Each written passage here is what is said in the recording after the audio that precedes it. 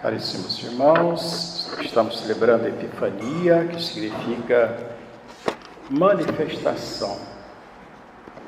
Deus manifestou-se ao povo judeu, primeiramente, através dos anjos, que convidaram os pastores para serem os seus primeiros adoradores. E agora, Deus amplia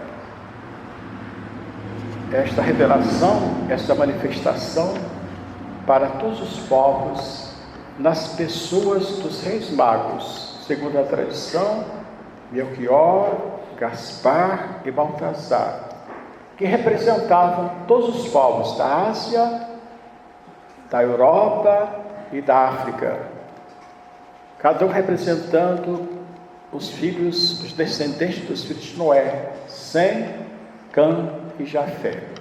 Portanto, está toda a humanidade ali representada pelos três reis magos. Vamos repassar um pouquinho o que nós lemos agora, para tirarmos algumas lições que são importantíssimas para nós. Tendo Jesus nascido em Belém de Judá, nos dias do rei Herodes, eis que do Oriente vieram os magos a Jerusalém, perguntando: onde está o recém-nascido rei dos judeus?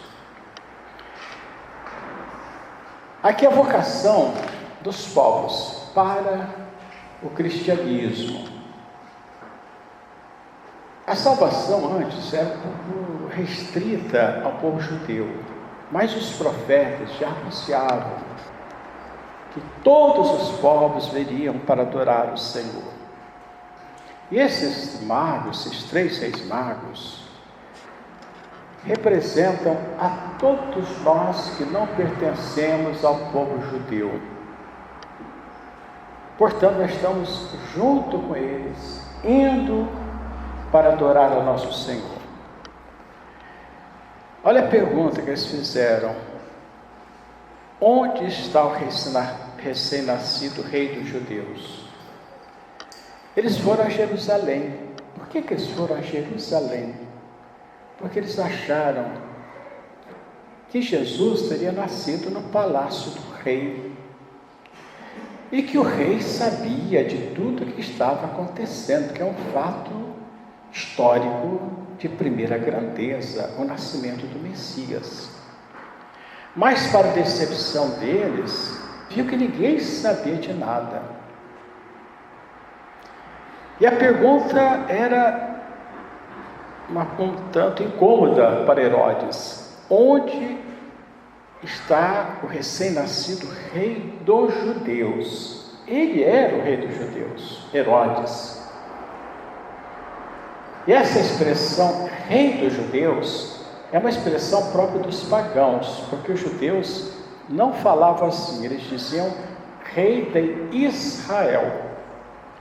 É um detalhe tão sutil, que parece sem nenhuma importância, mas que tem a sua importância, porque nós vamos relacionar este acontecimento com o fim pela qual Jesus veio ao mundo. Por que é que Jesus veio ao mundo? Para nos salvar, através da sua morte, através da sua paixão, morte e ressurreição. Então nós já vemos aí o rei dos judeus, na linguagem dos pagãos, que Pilatos também, que não era judeu, mandou colocar no alto da cruz: Jesus Nazareno, rei dos judeus, o que irritou os judeus, porque eles não queriam que Jesus fosse chamado rei dos judeus. Portanto, a pergunta dos magos, dos reis magos, e a inscrição da cruz mostra a relação entre o nascimento de Jesus e sua morte. Ele nasceu para poder morrer por nós. Eles foram a Jerusalém. Por que Jerusalém? Jerusalém era a capital do reino de Israel. E ali que estavam os príncipes sacerdotes, ali que estavam os escribas, ali que estavam aqueles que interpretavam as profecias, a Sagrada Escritura. Por isso que a estrela que eles viram apagou-se ou escondeu-se quando eles entraram em Jerusalém, que não precisava mais daquele sinal natural, uma estrela. Agora tem a revelação divina, que eles vão aprender com os príncipes dos sacerdotes e escribas, por piores que eles fossem. E foram ruins e maus porque eles não corresponderam, indicaram o caminho, mas eles não foram, porque eles estavam ainda cegados, ainda naquela perspectiva de um Messias que haveria de restaurar o reino de Israel. Assim a igreja, Jerusalém hoje é a igreja. Muitas vezes só aquela luz natural da razão não é suficiente para a gente chegar ao conhecimento da verdade. E a gente se perde no meio de esse emaranhado de ideologias e filosofias e teologias. Nós temos que ir para a nossa Jerusalém, que é a igreja. Ela que vai interpretar para nós a Sagrada Escritura. Ela que vai dizer para nós onde Jesus está. Ela que vai dizer onde está a verdade. Por isso nosso Senhor deu a infalibilidade para a igreja, para que ensinasse com segurança para nós. Nós tivéssemos essa mesma segurança ao vir a Santa Igreja. Interessante isso, como que os judeus, e aqui mostra como os príncipes, sacerdotes e escribas, sabiam da verdade, viam a realização das profecias, mas não seguiram como nos segue até hoje. Como eu não entendo como certas religiões que leem a Sagrada Escritura e existem verdades tão claras e, no entanto, não seguem. Tu és Pedro, sobre essa pedra edificarei minha igreja, sobre ela. Tu és Pedro, sobre essa pedra edificarei a minha igreja. Nosso Senhor edifica a igreja sobre a rocha de Pedro. Não tem outra interpretação. No entanto, as pessoas leem, mas parecem como judeus, que não aceitam ainda o Messias, e não aceitaram, porque nós podemos ler a Sagrada Escritura, como Jesus explicou aos discípulos de Emaús, foi mostrando como tudo foi se realizando na sua pessoa. Aí eles abriram os olhos. Então, se a gente ler com reta intenção, com isenção de ânimo a Sagrada Escritura, só tem um jeito: a gente tem que ser católico. Não tem outra interpretação para esse texto e vários outros. Mas vamos continuando aqui, porque são várias liçõezinhas que nós temos que apresentar. Ouvindo os magos, vimos a sua estrela do Oriente e viemos adorá-lo. Vimos e viemos. Não existe hiato, é o chamado correspondido imediatamente, sem delongas. Não vão deixar para depois, é agora. Vimos e viemos adorá-lo. Não era só um rei, adorar é a Deus. Herodes então turbou-se e com ela toda Jerusalém. É a vida materialista, é a vida sensória e pecaminosa. Diante da verdade a pessoa treme, tem medo. E convidando todos os príncipes, sacerdotes e escribas do povo, indagava deles onde havia de nascer o Cristo. E eles disseram: em Belém do Judá, porque assim está escrito pelo profeta: e tu, Belém, terra de Judá, de modo algum és a menor entre as principais cidades de Judá. Tudo, portanto, estava se encaixando perfeitamente no que estava acontecendo com Jesus, nascendo em Belém do Judá. Herodes então chama secretamente os magos, inquiriu cuidadosamente dele o tempo que lhes apareceu a estrela, e enviando-os a Belém, disse-lhes: ide, perguntai diligentemente pelo menino, e assim que o achares, fazemos saber, para que eu vá também, eu adore. Herodes já tem intenção de matar o Jesus, porque ele pensou em se deve me tirar do trono. Então o jeito é eliminar. E nós sabemos o que aconteceu. O menino Jesus vai para o Egito e ele mata as crianças de toda a redondeza de Belém. Tendo eles ouvido as palavras do rei, foram-se. Eis que a estrela que tinham visto no Oriente ia diante deles. Quando saíram de Jerusalém, a estrela brilhou novamente para eles. Jerusalém não precisava. Eles saíram de Jerusalém ao encontro de Jesus. Aí a estrela parou sobre eles. Vou dar uma parada também aqui para a gente fazer uma aplicação para o momento nosso, para a vida da igreja, que é toda baseada na Eucaristia, no santo sacrifício da missa, na presença real de nosso Senhor. O que a estrela indicava? Onde estava Jesus? A pessoa seguindo a estrela chegava até nosso Senhor. Aqui está Jesus. Quando nós olhamos para aquela lamparina, aquela luz que está ali, o que aquela lâmpada diz? Aqui está Jesus. Portanto, para nós existe uma estrela, que é a lamparina do sacrário, uma luz, está dizendo, Jesus está aqui. É o que foi falar com Marta e Maria. Jesus está aqui e quer falar com você. Jesus está aqui e quer falar conosco. Quando não tem a lamparina e não tem a cortininha do sacrário, Jesus não está ali. Sempre uma igreja, tem umas igrejas que o Jesus está no centro do altar, no centro da igreja, e outras não, está na capela do Santíssimo. Você vai lá, procure a lamparina.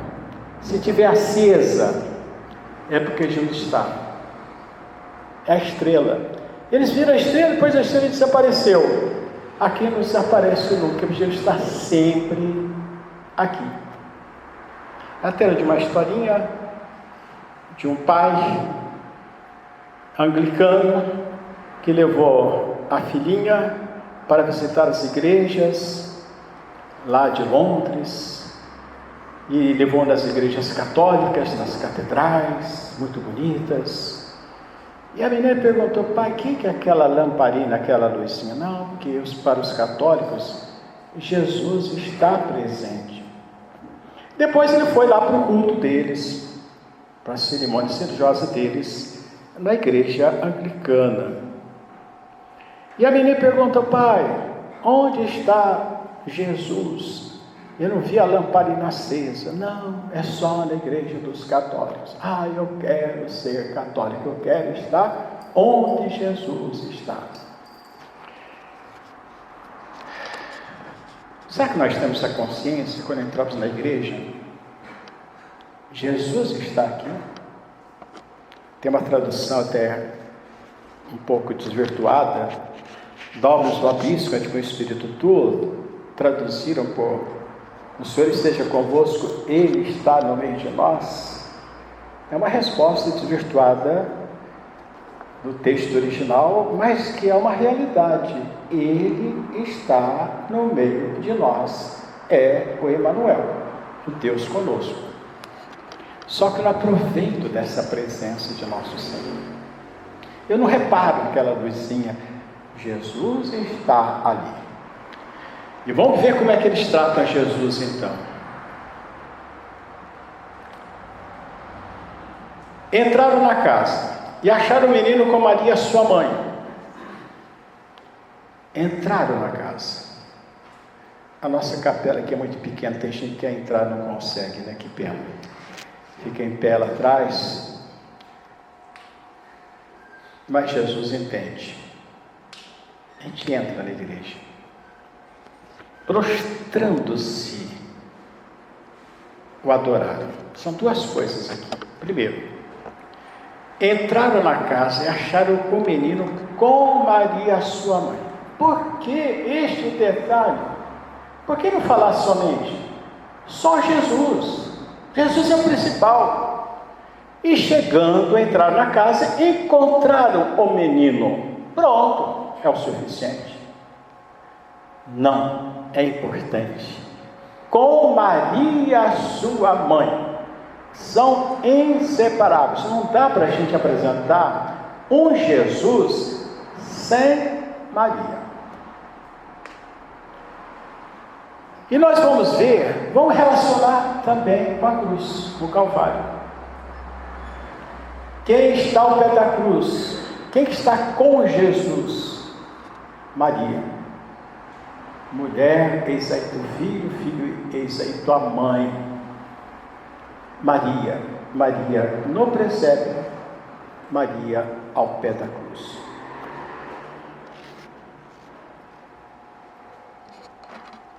E acharam o menino com Maria, sua mãe.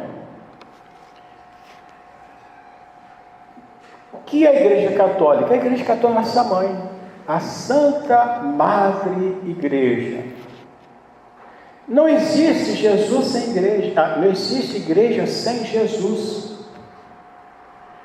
A igreja é o corpo místico de nosso Senhor. Jesus é a cabeça. Não dá para separar a cabeça do corpo, que é a igreja.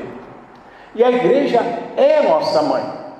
Então nós não podemos seguir aquilo que seria um axioma não católico. Jesus sim, Maria não.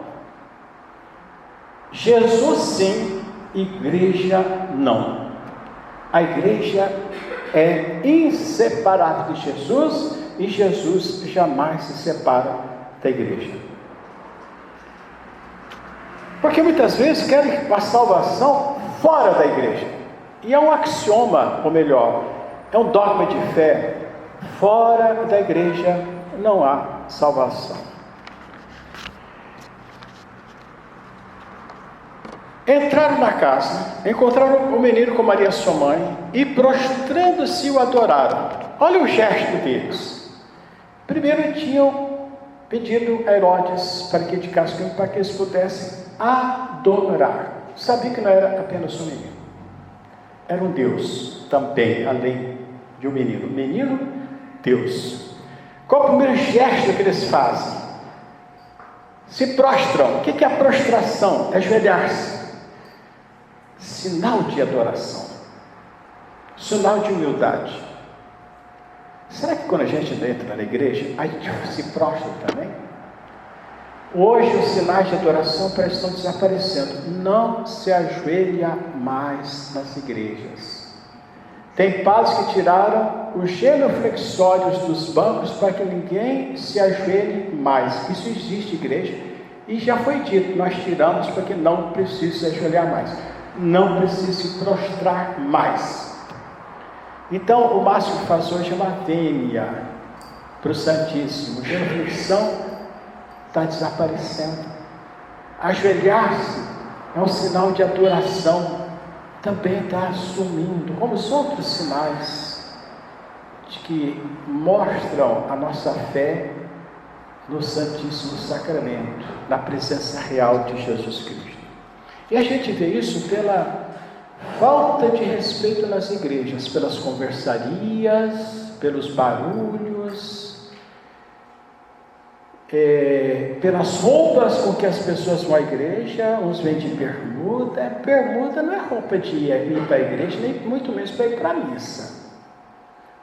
Vão para a missa, essa questão, sabe de quê? De bom senso. Mulher muitas vezes com quase o busto, quase desnudo. Não tem que pensar um pouquinho? Eu vou para a casa do Senhor, eu vou para a Santa Missa, desse jeito. Uns cruzam as pernas da igreja como se estivesse no banco do jardim ou na poltrona de casa, lá que vai assistir televisão. Até os namorados precisam ter um certo cuidado, porque na igreja é um lugar de namoro, ficar se encostando do namorado, namorada. Não é hora disso não, agora é só Jesus, esqueça um pouquinho. Antigamente era assim, no meu tempo de criança era assim, tem igreja que continua sendo assim, homens de um lado, mulheres de outro, pronto. Porque às vezes há certas faltas de respeito, diante do Santíssimo Sacramento. Nós não vamos exigir isso aqui, evidentemente, mas só para mostrar que a gente tem que ter mais respeito diante de nosso Senhor. E aberto os tesouros, oferecendo-lhe como presente ouro, incenso e mirra. Imagine São José recebendo o presente do menino Jesus: ouro, incenso, mirra. Uma criança. Para quê? Uma criança não precisa disso. Se eu trouxesse lá, em cima do camelo, um berço, depois iam armar o berço direitinho, um colchãozinho, um cobertorzinho. Mas ouro, o que esse menino vai fazer com ouro? O que vai fazer com incenso e com mirra? É que essa criança não é uma criança qualquer. E esse presente tem um significado. Ele estava honrando já a divindade de Jesus através do incenso, a realeza de Jesus através do ouro e a mirra. A mirra, aí tem relação do nascimento com a morte de Jesus. Então nós vamos ver a mirra oferecida pelos magos, e vamos ver a mirra no sepultamento de Jesus, embalsamar o corpo de Jesus com perfumes e mirra. É a preparação justamente do cadáver, que eram sempre preparados desse jeito. Então a mirra dos magos já mostrava, não sei se eles tinham todo o conhecimento que seria de nosso Senhor. Ele seria o Salvador através de sua morte e sepultura.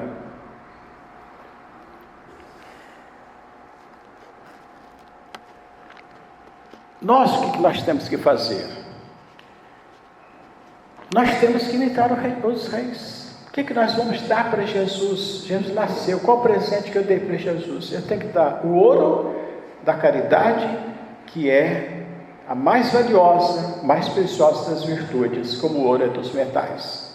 O incenso, a adoração a nosso Senhor. E a mirra da penitência.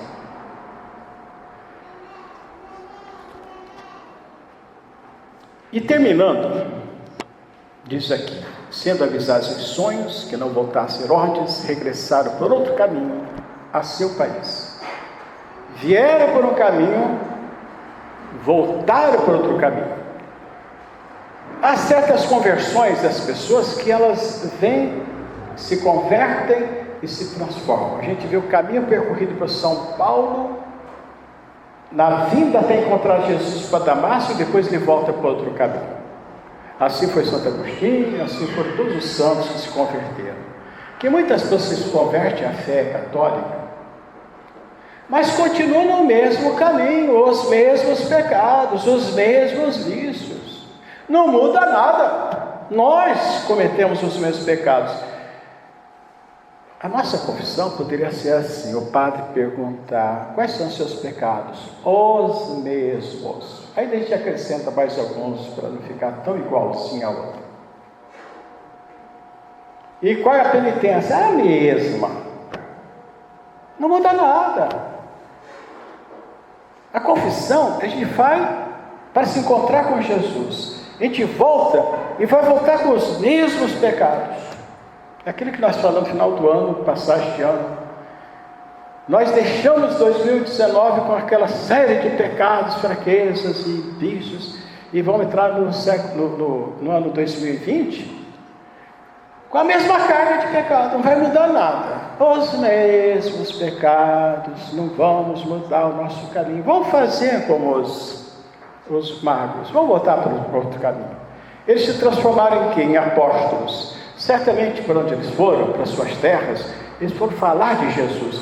Quando os apóstolos foram pregar, certamente as pessoas, nós já ouvimos falar, porque aqui os reis magos, eles vieram e contaram, já estavam preparados. Sejamos nós também como eles, apóstolos. Falemos de Jesus, para que preparemos as almas que estão nas nossas mãos, sob os nossos cuidados, para que recebam a luz que é nosso Senhor. Eu sou o caminho, a verdade e a vida.